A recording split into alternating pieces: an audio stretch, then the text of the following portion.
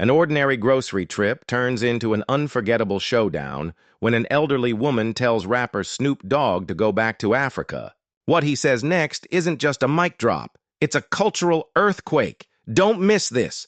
Like, subscribe, and comment for more stories that shake the world. The grocery store was alive with the hum of daily errands. Shoppers pushed their carts through the aisles, some lost in thought, others chatting quietly. It was a sunny afternoon in Compton, California, a place where Snoop Dogg had grown up, but today the usual flow of routine would break in the most unexpected way. Near the produce section, an elderly woman named Mrs. Thompson, probably in her late 70s, stood adjusting her glasses. She had an air of impatience, muttering under her breath as she reached for a bag of apples. Her faded cardigan and carefully pinned silver hair gave her an unassuming look, but what followed was anything but. Snoop Dogg, dressed in his signature laid-back style with a blue Compton hoodie and jeans, approached the same stand reaching for a bag of oranges nearby. He was calm, polite, and seemed to blend effortlessly into the flow of the store. Snoop was texting on his phone while balancing a basket of groceries when it happened. Mrs. Thompson turned sharply, noticing Snoop's presence, and her expression shifted. It wasn't subtle. Her eyes narrowed and her lips pursed tightly. "You people don't belong here," she said loudly enough for others nearby to hear. Snoop froze, his fingers hovering over his phone. When he looked up, she continued, her tone sharp and cutting. "Why don't you go back to Africa where you came from?" The air seemed to thicken. A couple of shoppers nearby stopped in their tracks.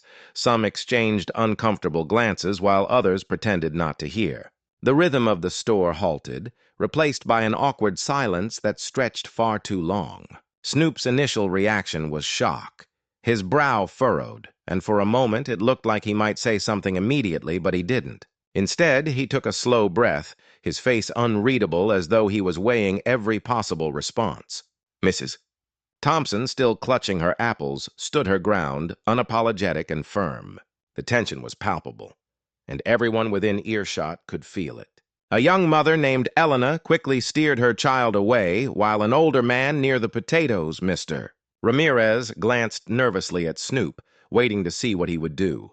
The silence that followed was heavier than any words, setting the stage for what would come next. For a moment, Snoop stood completely still, his hand gripping the handle of his grocery basket.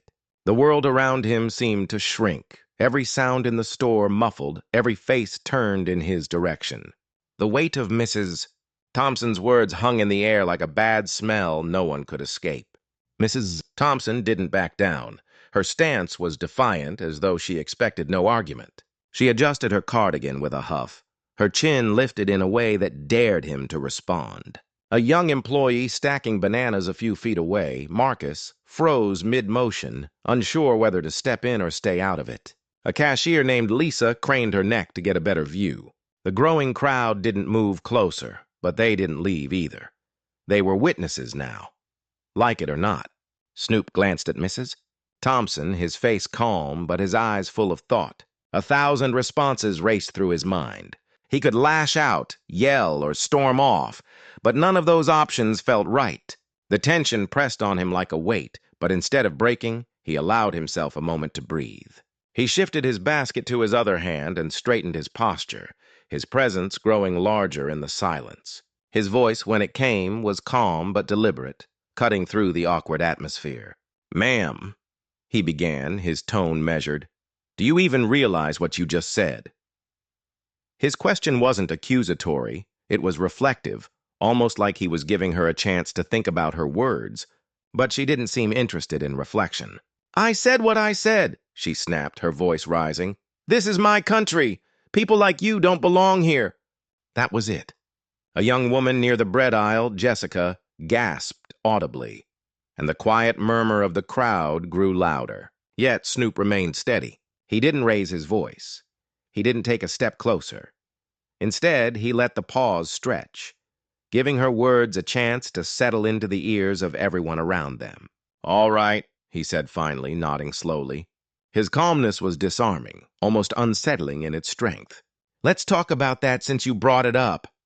The room held its breath, waiting for his response. The storm was coming, but it wasn't the kind anyone expected. Snoop shifted his weight, setting his basket down on the floor with deliberate care. His calmness felt like gravity, pulling everyone closer, even those pretending not to listen. He fixed his gaze on Mrs. Thompson, not with anger, but with a kind of quiet determination that made her shift uncomfortably. "You said I don't belong here," he began, his voice steady but firm. "But let me tell you something about where I come from." His words carried weight, each one spoken like it had been carefully chosen. "My great-great-grandfather was born right here in California. But before that, they were brought here against their will, worked like animals to build this very state, this country you're standing in." Mrs. Thompson's lips tightened, but she said nothing. The crowd, however, was transfixed. A man near the dairy section who had been glancing at his phone, Tom, put it down entirely. An older couple, the Wilsons, whispered to each other but didn't look away. "My grandfather," Snoop continued, his voice gaining strength, "fought in Korea, fought for a country that sent him to war but wouldn't give him equal rights when he came back. Couldn't sit at the same counters, couldn't drink from the same fountains. But he stayed. You know why? Because he believed in this country's promise, even when it didn't believe in him." A hush fell over the room. Even the hum of the refrigerators seemed quieter now. "And my parents," he went on, his tone softening but losing none of its intensity. "They fought too, not with guns or fists, but by being who they are, raising me to respect everyone, no matter what they look like. My mother's a teacher. She spent her whole life educating kids about love and equality. My father, he's a community leader, the kind of man who'd stop on the side of the road to help someone like you if your car broke down." He let the words settle before continuing, his eyes still locked on hers. "So you're telling me I don't belong here? That I should go back to Africa?" He shook his head slightly, his voice now carrying a hint of sadness. "Ma'am, I am as much a part of this country as you are, maybe even more because my family paid the price for it in blood, sweat, and tears." Miss Thompson's face flushed, her hands trembling slightly as she clutched her apples. She opened her mouth as if to respond, but stopped, her words catching in her throat. Snoop took a step back, his composure unshaken. "I could have walked away," he said, addressing the entire crowd now. "But what good would that do? Ignorance doesn't get better in silence. It's up to all of us to be better than this, to be better than words like those." The weight of his words lingered, but the story wasn't over yet. The crowd's reaction would speak louder than anything else. The silence after Snoop's words was almost deafening. For a moment, no one moved. Mrs. Thompson's face was a patchwork of emotions: anger, embarrassment, and something deeper, something that looked almost like shame. She glanced around the crowd as if searching for an ally, but none came. A middle-aged man with a baseball cap, Derek, stepped forward. "He's right," Derek said, his voice breaking the quiet. "We've got to be better than this." His words seemed to break a spell. "An older woman near the frozen foods aisle, Mrs." Garcia nodded. "My dad fought in that same war," she said softly, her voice trembling. "He always said the only color that mattered was the red on the flag." The murmurs began to grow. A young cashier, no older than 20, named Ava, called out from her station. "I've never seen anyone handle something like that so gracefully. Thank you." Mrs. Thompson, now visibly flustered, clutched her cart tightly. She didn't apologize, but the fire in her eyes had dimmed. Her voice, when it finally came, was quieter, almost pleading. "I didn't mean—" But she stopped herself. Snoop turned back to her, his expression softer now. "It's not about what you meant," he said gently. "It's about how it came across. Words matter. Actions matter even more." A man from the deli counter, James, clapped slowly, breaking the tension. It was hesitant at first, but then others joined in, the sound swelling into something undeniable. People clapped not just for Snoop's words, but for the courage it took to confront hate with dignity. Mrs. Thompson looked around one last time, her face pale, before quietly wheeling her cart toward the exit. As she walked away, a few people moved to comfort Snoop.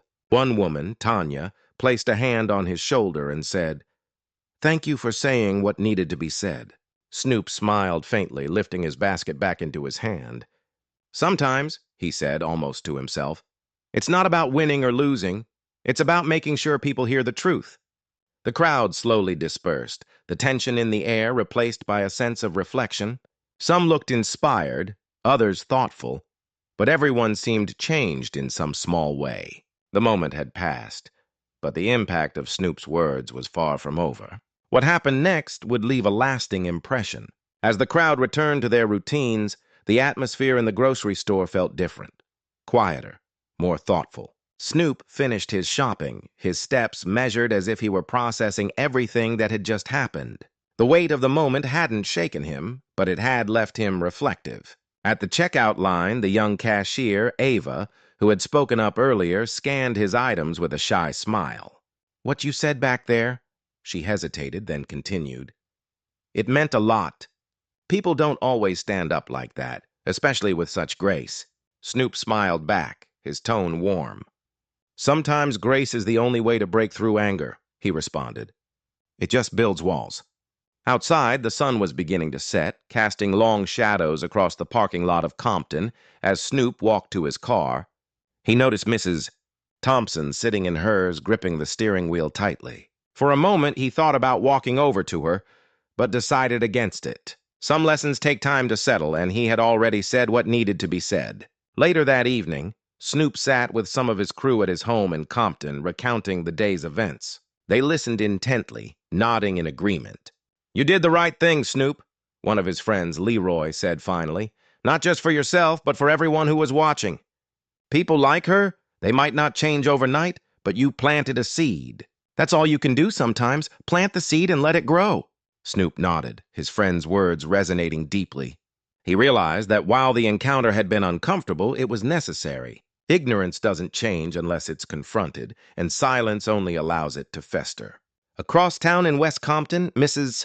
Thompson sat at her dining table, staring at the untouched plate of food in front of her. Snoop's words replayed in her mind, each one cutting through the armor of her assumptions.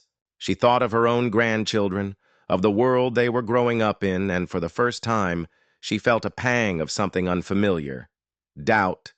In the days that followed, the story of what had happened at the grocery store in Compton spread through the neighborhood. People talked about Snoop's response, his courage, and the dignity with which he handled the situation. It became more than just an incident. It became a lesson, a reminder of the power of words and the importance of standing up for what's right. Snoop didn't seek attention for what he'd done, but his actions rippled through the community in ways he hadn't expected. Strangers approached him with gratitude, sharing their own stories of prejudice and resilience. His quiet stand had sparked conversations that had long been avoided.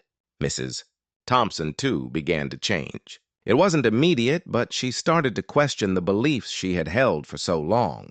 She didn't know if she'd ever see Snoop again, but if she did, she hoped she'd have the courage to apologize. Moments like these remind us of the power of kindness, strength, and truth in the face of ignorance.